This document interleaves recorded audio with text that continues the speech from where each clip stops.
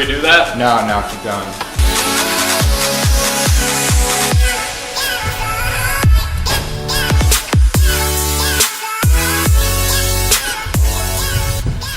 Going to the opening in 3, 2. Welcome to the Buc Buzz. I'm Jenna Bradshaw. And I'm Kira Gorman.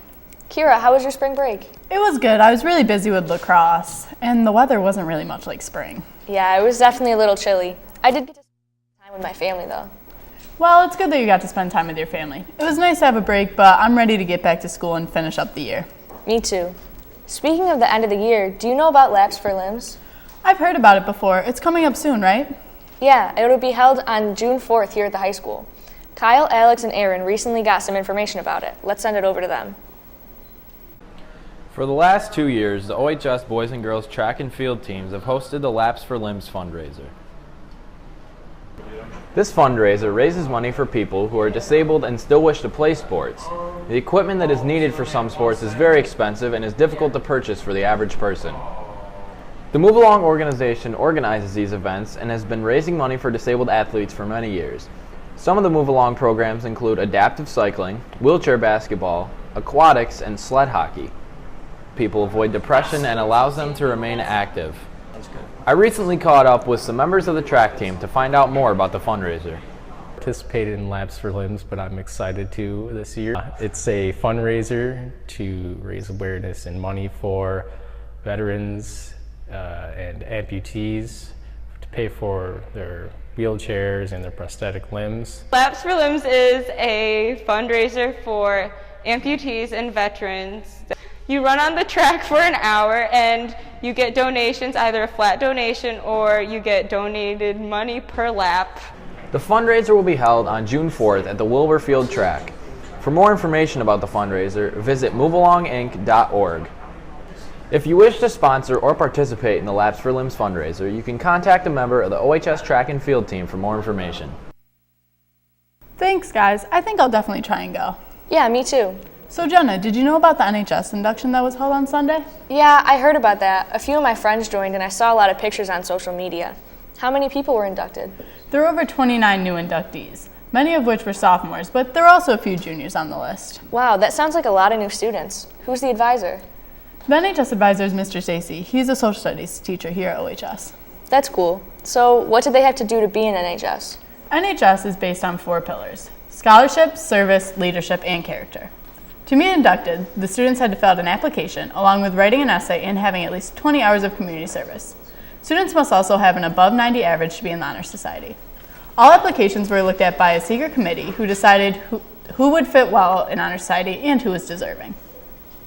That sounds like a great thing to be a part of. Maybe I'll try to be in NHS next year. Yeah, you should. On top of looking very good on college applications, it helps to make sure you are always on your best behavior.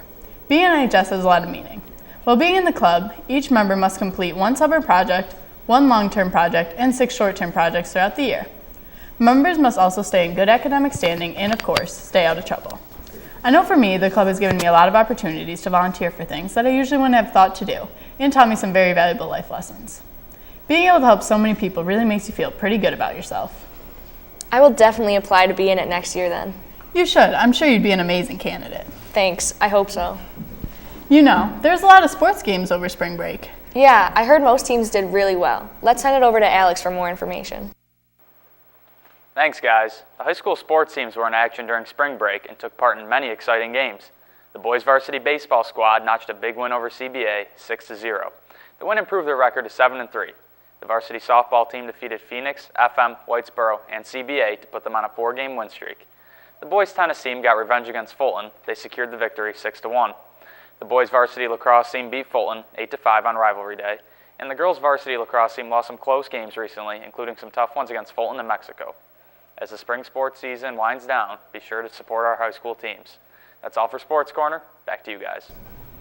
Thanks, Alex. Speaking of sports, did you hear about the softball tournament last week? Yeah, I did. How did it go? It went really well, and it was a great fundraiser for a really good cause. Over spring break, while most students were relaxing on a beach, the Oswego softball team held a 2-day tournament. There were 8 teams that participated in the tournament. It was held to raise money for diabetes, which affects both a player on the team and a family member of the team's coach. They were able to raise over $1,700 through the tournament. They sold t-shirts and got multiple donations. Oswego's JV team finished first, and the varsity team finished fifth. They gave out trophies for the winning teams as well as medals for the MVPs.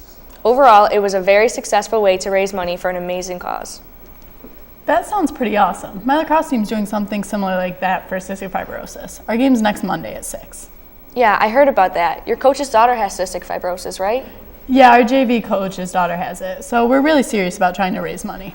I can imagine. It seems like one of those things that really hits close to home. Yeah, it definitely is. Do you get a chance to go to Fulton for the Capture the Cup games? Yeah, I went to watch the baseball game. You had a lacrosse game, right? Yeah, I did. Let's send it over to Trevor, Martin, and Riley for more information. The Capture the Cup tournament between the Oswego Buccaneers and the Fulton Red Raiders is an annual event in which both schools' athletic programs compete hard in various sports. Once again, the tournament proved to be a tremendous success, with many teams battling hard, such as girls softball, girls golf, boys and girls track and field, boys tennis, boys lacrosse, and boys baseball. I think Capture the Cup is a great idea. It puts two schools that have been rivals for a long time against each other head-to-head to see who's better.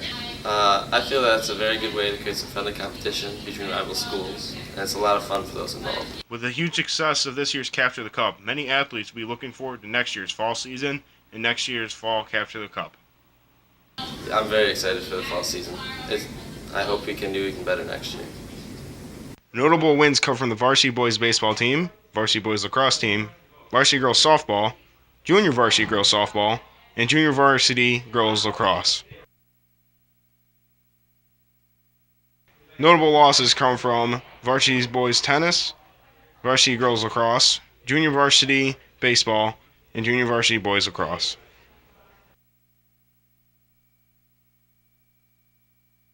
Fulton's up by 2 points. Oswego only needs to tie up the score to retain the cup, with the last hope lying in the hands of the boys and girls track and field team.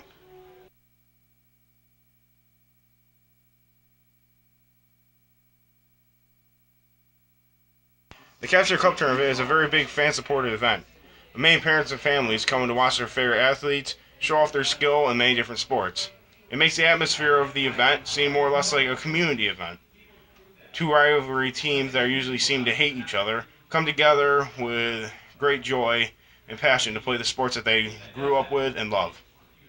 I'm Arnora from WBUC. Back to you guys. Thanks, guys. That's all for your show. We hope you enjoyed this week's edition of the Buc Buzz. Have a great weekend and week, everybody, and remember to keep tuning in to WBUC for more student-produced television.